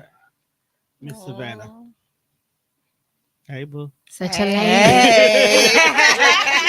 Such a lady. I love that name. Such a lady. Hold Love on, that wait, Fucking wait. lady. Thank you. Say it right. Such a fucking lady. You're such a fucking lady. Thank you, Minister. Now, Okay, no. me and you last week we did an interview, so I learned a lot about you and you dealing with this invisible illness. What gets you through? What's your why to keep you moving? My why is to leave a legacy. Okay. I want people to understand that just because you have an autoimmune or you sick or you have a formality or whatever the case may be, it does not stop you. It's ways that you can be successful. You just have to go about it and be in that community to get that support in order to do it. Because our mind can be very tricky to tell us that we can't. But I'm here to let them know, to let all of us. You don't have to have an autoimmune, but you can be successful as the normal people, they call it. What's the end goal for Lupus Has No Face? The end goal is to be nationwide. Not only just walks here. We want to have I'm not walks. walking nowhere. Yes, you are. Will you? We want to have walks nationwide. We want people to know who Lupus Has No Face is, our mission, our value, our goals. Want to be all over. Okay. That's the end goal. I love that. I love it. Thank you. I'm gonna do a commercial for you. I'm gonna put on the all purple bodysuit. Oh my God. So I ain't gonna have no head. I'm just gonna have a T-shirt on that Not says the Lupus Has No Face. all purple. Not the all purple bodysuit. Tell me that commercial ain't fire. Yes. It is. I appreciate it. It is. The all purple bodysuit will be popping. I ain't gonna hold you. I'll pay attention to that shit. I'm like, purple bodysuit? Okay. You know I what? love purple. We'll do that. We'll put the billboard. We'll throw it over there on 35th and Capitol so everybody see it. Boom. Boom. Big Boom. boom. Boom, boom. Lupus has no face. You said Boom, it. boom. I Kenda. love it. Kenda. What's going on, my The homie? voice. I'm hot. It's out of here. The voice. That's that wine that kicked in. You know- You You know- gotta break the hell out of him tonight. Like, baby, you put the kids to sleep. Already. I'm on my way home. 10 minutes. Let's get a fan in here. You hot? You not hot? Fam? No. I'm dead. We've been doing this for about a year, Yeah. and you've been doing some amazing, fucking amazing things with this. You done had guests in here who I've connected with because of you. Hell, shit, I connected with these cats because of you. Yes. I don't know. I would have met Tika eventually, but eventually. But no, you definitely you bring people together in a way that not many folks can do. Yeah. Even the coach of my girl, because when I tell you, like, dog, that shit was fucking big. Like when you asked me to say, "Hey, Tone, I need a space," I was like, "Cool, I got you." You can probably not maybe 5, 10. You know the average that comes in here, but 25 fucking people. Deep. It's deep, bro. We couldn't move around. I'm sitting downstairs still trying to record. They coming down. It's like, bro, what's going on? Like, look, man, I didn't know it was these many people.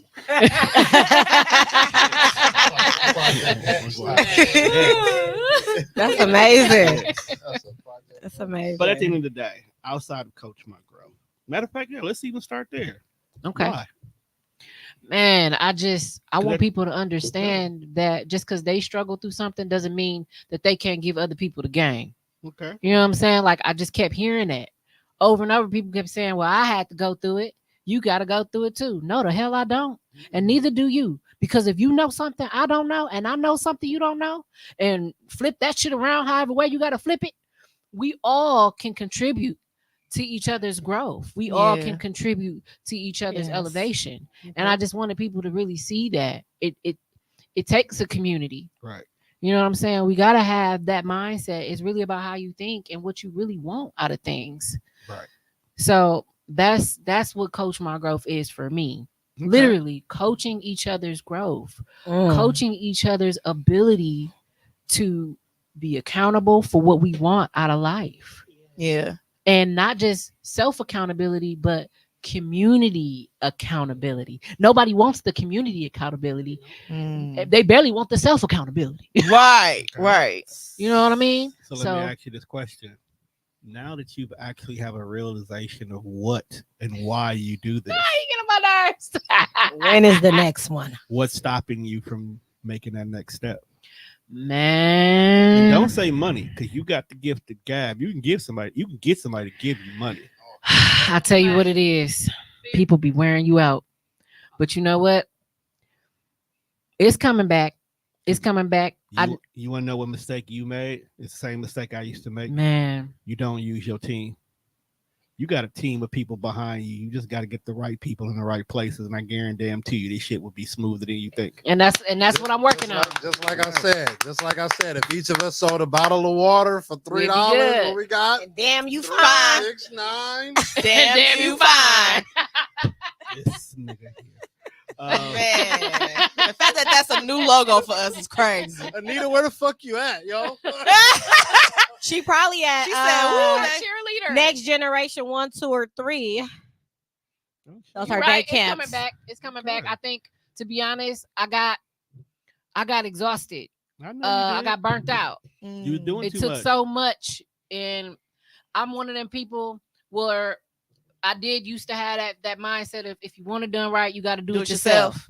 And I hated delegating and leaving responsibilities on other people for my own vision, because then if it failed, I felt like I still failed because I delegated it to somebody when I should have took control of the circumstances, or I should have been there. And here's where you made your mistake, because I make this mistake too. That's the thing.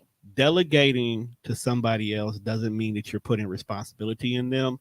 Delegating just means that you're not the one putting foot to pavement. Mm-hmm. You can easily follow up with them to make sure they got it done. You can easily check to make sure that things are done. If I have 10 of y'all, okay, and I want to make a huge music concert, I damn sure can't do it all by myself. Mm-hmm. So I'm going to use my 10 people. But what my job is going to be is to delegate to one, and that one person's job is to make sure the other 9 know what they're supposed to do. My job is to come back to that one person and check on that person to make sure they checked on this person. And then at that point, with them 9 people, it's their job to take 2 of those people and make sure that they're responsible for 6 over here, 6 over there, or 3 and 3. And you know what? Math is I math. definitely could fix that problem Tuesday with one phone call. And guess what? That was my second event. So I'm gonna bump my head. I'm gonna learn. I'm gonna get on the ground. I'm gonna get right back the fuck up. So don't get it twisted. Right. Right. You know, we fall down, but we get up. And Right. And the only reason why I'm beating your ass about that, because you'll lay down on the ground and realize the ground is cold and it's cool and I'm comfortable right here. It's nice. We can't. She said it's nice. We can't be comfortable no more. I ain't dealing with this. We got shit to do. We got Scorpio gang. They Scorpio Big gang, flex. man. Don't disrespect them, bro. Don't bring them. They don't belong over here, bro. Keep them over there. Keep 'em over there. Sag life all day over here, baby. So Me and you on the same. Yeah, you already know. keep that over there. But you know what? I appreciate that. I appreciate you saying that. But yes, right now I'm just. Because I'm gonna say in your I ass. got. I until know do you it. is. Okay, I just want you to know that. We got time today. We got And time you know, I today. gotta worry about you and her too, because she be on me too. But you know what? I appreciate that. That tells me a lot about y'all, that y'all love me for real. Y'all care about me for real. Y'all see something in me. Y'all believe in the vision. And that's why we all here now. Like, and I know that. Like, I know that. We was all here because it was my day. That part too. I thought it was sorry because my dad. Well, that That too. part, yes, absolutely. Let's not forget the real reason. We know. The We real know. reason. But you flipped it on us for a little bit. So I now it's know. about us. I wouldn't be me if I didn't. True. All facts. But shit, it's 10 o'clock. Right. I was Parents, can do you you take know us where out? your children are? Man! Hey, y'all want to hear something funny? I really don't know where my kids is. They be bouncing between family members' houses that I won't know where they are until I call. That is fun. And it's not that I don't know it. Like they only go to 3 places, so it's not like I don't know. But you don't know. I just Yeah. don't know. I just don't know. It won't be until That's crazy walk because I made a out. joke about that not too long ago. I just about that want to say, Anita, You part of the squad. Right. We love you, Anita. You part of the squad. Anita, I'm just looking at what you saying to me and everybody here. Yes. And man, I loved you from the first day I met you. I just want you to know that. You know what? She's so dope, man. That's how I am. That's how I am with Aziza, the one y'all met on Saturday. Yeah. Same way. Yeah. She stay in my ass. Oh, that's so beautiful though. Like the connections. And you gotta keep them. That's another thing that just keep me going. I love the impact that I can put on people and that they put on me. I love that interaction, that engagement that it takes. You take that with you for a lifetime. You definitely do. It's good people out here in the world. It really is. It's hard to find them, but it's good people. It's not hard to find them. You got to be moving the right way. You want to know what the problem is? It can be. We are all naturally guarded because there's so many users and fuck people in the world that we won't show our true selves because we can't trust those around us. Yeah. But once energy matches up where healthy energy is received, then we open up like butterflies and good people will automatically gravitate to you. I love butterflies. You done said that twice already. Just so y'all know. Another why, because like how we find togetherness within our community. When we were by ourselves, I don't know, I could speak for myself, but I didn't have this much community within myself. You know, support is everything. It is. You know, it is. So like, if you're lonely, you'll die sooner. This is actually a true statement. Yeah. Of course it is. I'm Judge Rogers. Oh my God. Of course it is. I'm Judge Rogers. Judge, you funny. No, it's true. It is true. I believe you know you gotta add that in there. Look, the point is you need people if you're gonna live life. If you're gonna be nurtured correctly, you gotta be around the right gardeners. That's true. Yeah. I agree. Human beings were never created to be alone. That's why even when Adam was by himself, God immediately and Eve. You're never meant to be alone. Yeah. We just don't function well. That's Anita, you need to put your guards down. Put your team to work too, because she be overly doing it. Eat some of those words. We love you. We're gonna kidnap We're gonna keep it real with you. That's funny. But with that being said, we have come to the end of your episode. We have definitely come to the end. I hope you guys enjoyed this episode of Mind of My Own Podcast. I appreciate every single one of y'all. Mr. Tonedef, you the man. You that man. Yes, sir. All right, y'all. We gonna sign out for the night. Have a good night. Good night, y'all.